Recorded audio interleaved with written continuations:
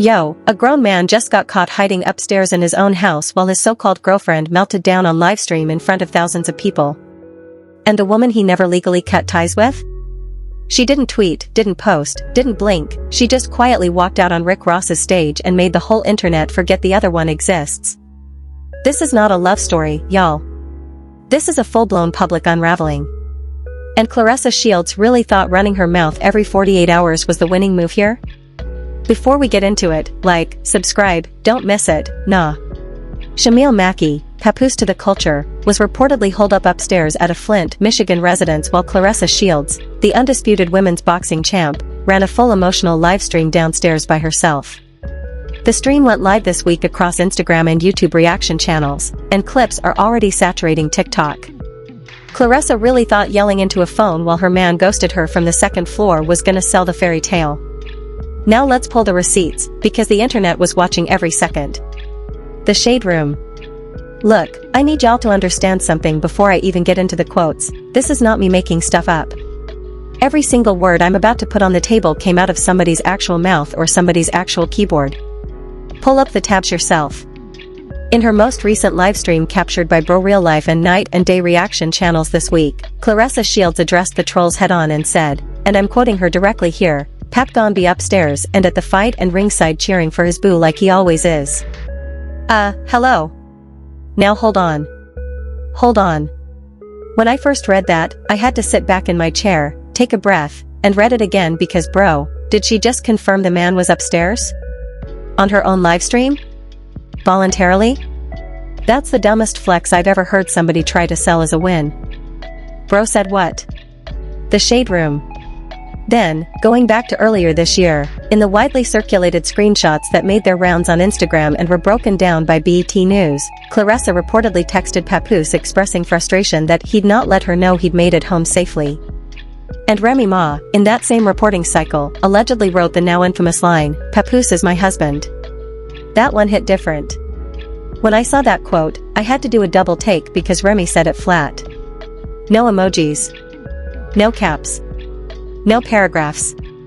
Just 5 words that carried more weight than every livestream Claressa has done combined. BT. Now shifting to the divorce angle. According to Yahoo Entertainment reporting on the December 11th exposé where both parties aired their business, Papoose reportedly claimed he had requested divorce numerous times.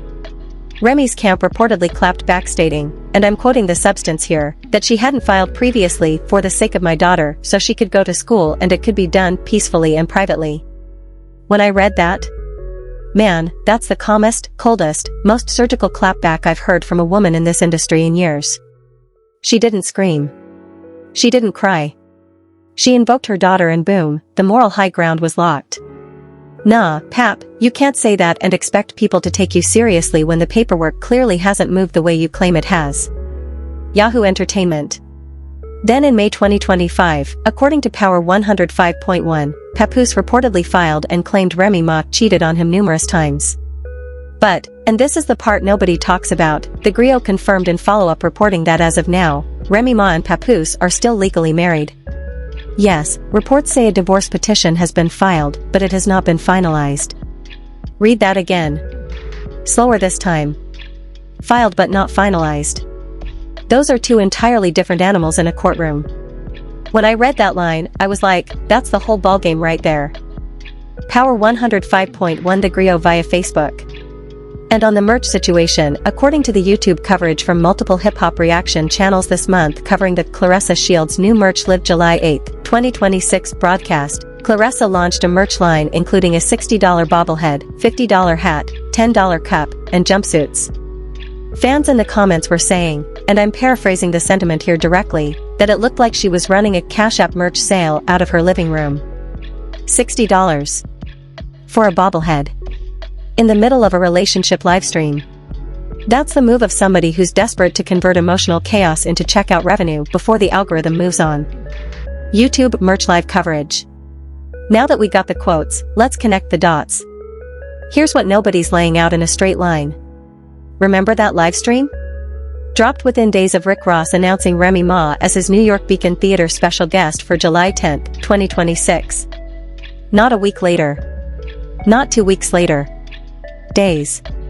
That's not a coincidence, that's a Pavlovian response. MSG Rick Ross Beacon Theater. Remember that Papoose is my husband moment? Hit right as Angie Martinez's barbecue event announcement started circulating for August 2nd at Paradise Coney Island. Angie Martinez does not put you in that room unless the culture has cleared you at the highest level. And Remy is in that room. Claressa is not. That's not a snub. That's a signal. Instagram Angie's barbecue announcement. Remember the merch drop? Landed the same week that Ever Since You Left Me, Big Bronx remix, featuring French Montana, Max B, and Remy Ma was blowing up across DSPs, with Lil Kim jumping on her own freestyle version of the same record. So the female rap conversation of the summer is centered on Remy, and Claressa's response was to sell a bobblehead. Bruh. That's terrible timing.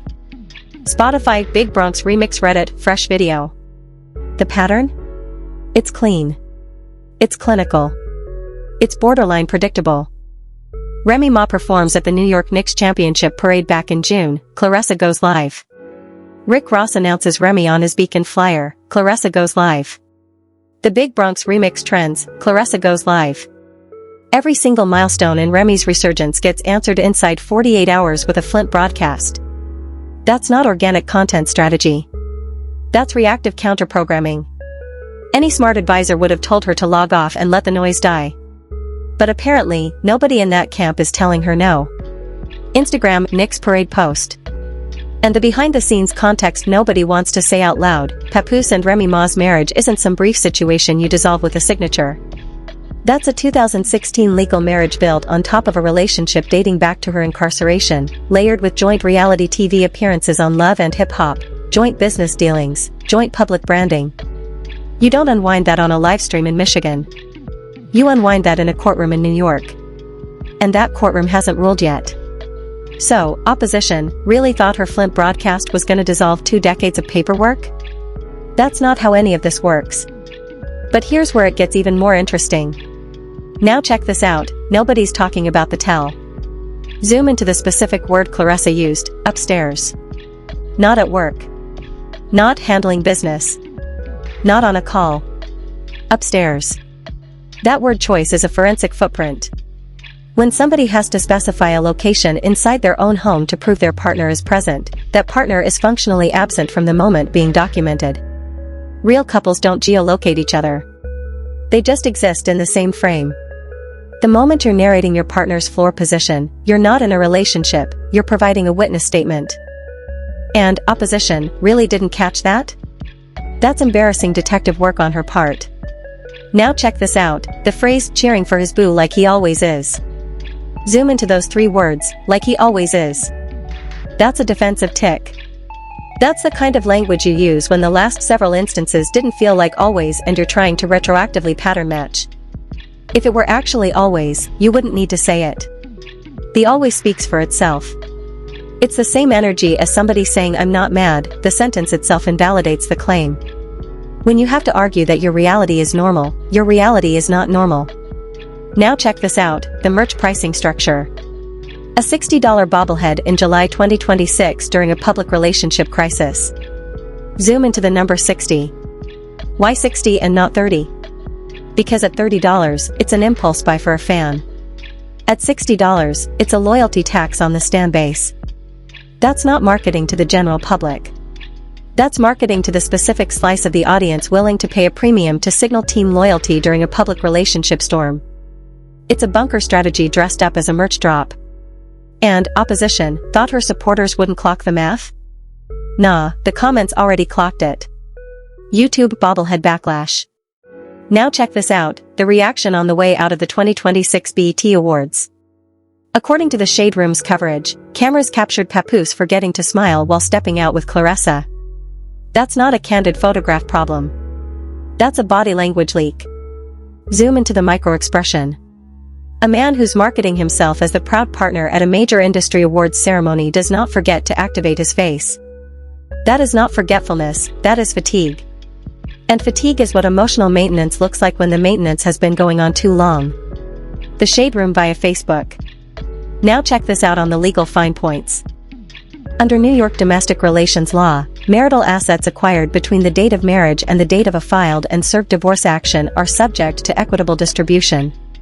Which means, and this is the part that shakes the whole story, every dollar of income, every deal, every publishing split earned while the marriage is still legally intact is on the negotiating table. Zoom into that timeline gap. Filed but not finalized. That's the exact window where every public move on either side becomes discoverable evidence. If opposition had half a legal advisor, she would have been told to shut the live streams down months ago. Instead, she's on camera nightly producing exhibits. Now let's see how the media covered this. Complex adjacent reaction channels and mainstream hip-hop blogs framed this whole thing as a boxer's love story getting trolled, pushing the narrative that Claressa is a victim of online hate mobs. But remember that reactive livestream pattern?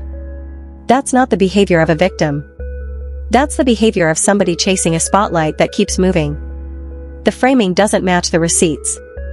The Shade Room framed the upstairs moment as if she's speaking on where Papoose really be clarification, sympathetic, giving her the mic to explain. But their comment section, according to their own coverage, dragged Remy Ma right back into it. Which tells you the audience didn't buy the framing. The audience redirected the story back to Remy in real time, and the outlet had to acknowledge it. That's a narrative rejection in the wild. The Shade Room. BET took a softer angle, presenting the whole storyline as Claressa breaks silence as if she'd ever actually been silent. But remember those receipts about her livestream frequency? Silence is not the word. What BET framed as breaking silence was really adding to a mountain of prior public statements. That's spin, not journalism. BET. Meanwhile, Yahoo Entertainment and Power 105.1 kept the reporting sharp on the actual legal status, separated but not divorced, filed but not finalized. Those outlets stuck to the paper trail. And when you compare the paper trail to the livestream trail, the story writes itself. Yahoo Entertainment.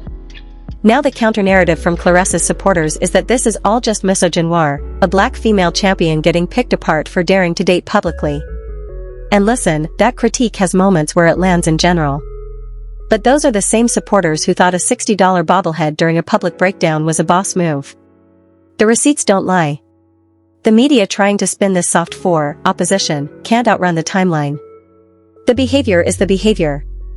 And the behavior is loud. But here's what nobody is saying. Mainstream commentary wants to sell you two versions of this story. Version 1, Claressa is a strong black champion in love and the internet is jealous. Version 2, Papoose is a slick veteran rapper caught between two powerful women. Both of those framings are lazy. Both of those framings are wrong. Here's what they won't tell you. This isn't a love triangle. This is a structured financial arrangement masquerading as a love triangle. Pick the angle, industry politics. Because the reason this whole situation looks so calculated is because it is calculated, just not in the way the audience thinks. The businessman branding that got introduced at Papoose's press conference wasn't decoration. That framing was doing legal and financial work in real time. In celebrity ecosystems, the moment you get reintroduced as entrepreneur instead of rapper, you are being positioned to have income streams that appear structurally separate from your prior marital economy. That's not paranoia. That's how high net worth separations get prepositioned before the paperwork moves. Opposition is a marketing prop in that structure. She's the visible partner during the transition window. And she thinks she's the prize. Remember those bobblehead prices? Not a merch strategy, a revenue diversion strategy. Every dollar that flows into Claressa's LLC during this window is a dollar that never touches the marital estate. Every livestream ad share, every gift, every hoodie sale, every fleece pullover in 90-degree weather, all of that generates income under her platform, her brand, her tax ID. Which is why the livestreams don't slow down. Can't slow down. Won't slow down. Because the livestreams are the point. Opposition is a puppet, and she doesn't even know whose hand is inside her. Remember that filed but not finalized reporting? That gap isn't laziness. That gap is architecture. As long as the paperwork hovers in limbo, every asset stays in a Schrödinger state, technically joint, functionally distributed, legally unresolved. The lawyers on both sides know exactly what they're doing. The person who does not know what they're doing is the third party going live on Instagram every night generating documentation that could get subpoenaed in a New York courtroom. That's a checkers player at a chess table. She's playing checkers while Remy Ma is playing chess with a book open to page 300. Opposition is not being loved. She is being leased. Remember that Rick Ross booking? Not a favor. A statement. When a Rosa-level businessman decides to publicly co-sign one woman in a triangle, that's the industry casting its vote before the courtroom does. When Angie Martinez adds you to her barbecue flyer, that's New York media closing ranks. When Lil Kim jumps on the same remix cycle you're on, that's the queen of the female rap era formally passing the baton back into your hand. Those 3 moves in a single quarter aren't accidents. They are the industry telling us who they've decided is the principal. And opposition represents the old framing that the culture is done with, the loud as love era. The culture moved past that around 2019. She just didn't get the memo. Instagram Rick Ross post. And here's the savage part nobody wants to say. Remy Ma's silence isn't grief. Remy Ma's silence isn't confusion. Remy Ma's silence is a disciplined public relations strategy that any high-priced crisis communications firm would charge 6 figures to teach. Every day she doesn't respond, the noise from the other side compounds. Every night Claressa broadcasts, another data point enters the file. Every merch drop, another exhibit. Remy is not being quiet because she has nothing to say. Remy is being quiet because her lawyers told her the loudest voice in the room during a marital dispute is the voice that loses the room. Opposition is rewriting the rules of hip-hop separation drama and doesn't realize she's writing them against herself. And that's the truth they won't tell you. This isn't messy. This is choreographed. And only one person on the stage is following the score. So what happens next? Here's what's most likely to happen in the next 60 to 90 days. Remy Ma is going to keep collecting bookings without saying a word about the situation in Flint. Watch what happens after the Rick Ross Beacon show. The clips are going to circulate for weeks, and the visual contrast between Remy on a New York stage versus Claressa on a Michigan livestream is going to become the defining split screen of the summer. Mark my words. When Remy doesn't respond to the next round of Claressa's provocations, Claressa is gonna look desperate screaming into the void with no opponent showing up to the fight. The silence is gonna hurt her more than any diss track could because there is no diss track. There's just a stage in Manhattan and a live stream in Flint, and the culture knows which room to look at. Now, if Papoose actually accelerates the divorce filing, meaning if the filed but not finalized situation gets pushed toward finalization in the coming months, the entire architecture of Claressa's public relationship rollout is going to become discoverable material. When that paperwork moves forward, every livestream from the last 12 months becomes potential evidence in an equitable distribution proceeding. Claressa is not ready for what's coming if a New York judge decides those broadcasts constitute lifestyle expenditure documentation. We've seen what happens when messy public relationships collide with New York domestic relations law. The loud partner always eats the discovery motion. She doesn't stand a chance if that door opens because she's already produced the exhibits herself, live, in HD, with timestamps. Looking at the bigger picture, this is going to be the moment the culture points to when the female rap resurgence of 2026 gets written into the history books. When the Lil Kim / Remy Ma / French Montana / Max B remix cycle keeps rolling, and when Angie Martinez's barbecue delivers the visual of Remy back at the center of New York hip-hop, 5 years from now people will look back at this summer as the moment the old blueprint died and a new one took over. Claressa is watching the culture move on without her, and there's nothing a livestream can do about it because livestreams are the very thing the culture is moving past. The next generation of hip-hop couples isn't going to be marketed. They're going to be private. And opposition just became the cautionary tale that convinces the next crop to log off. Her legacy in this storyline isn't girlfriend. Her legacy is warning label. Whatever happens, one thing's clear: opposition already lost. Thanks for watching. If you enjoyed uncovering the real story, smash that like button and hit subscribe so you never miss when we expose what everyone else is too scared to say. Ring that bell for notifications. And if you want more truth bombs like this, click on one of these videos next. Trust me, you'll want to see what we found. And by the way, tomorrow we're dropping something wild about the exact New York marital law clause that's keeping the Papoose and Remy paperwork frozen. You do not want to miss that.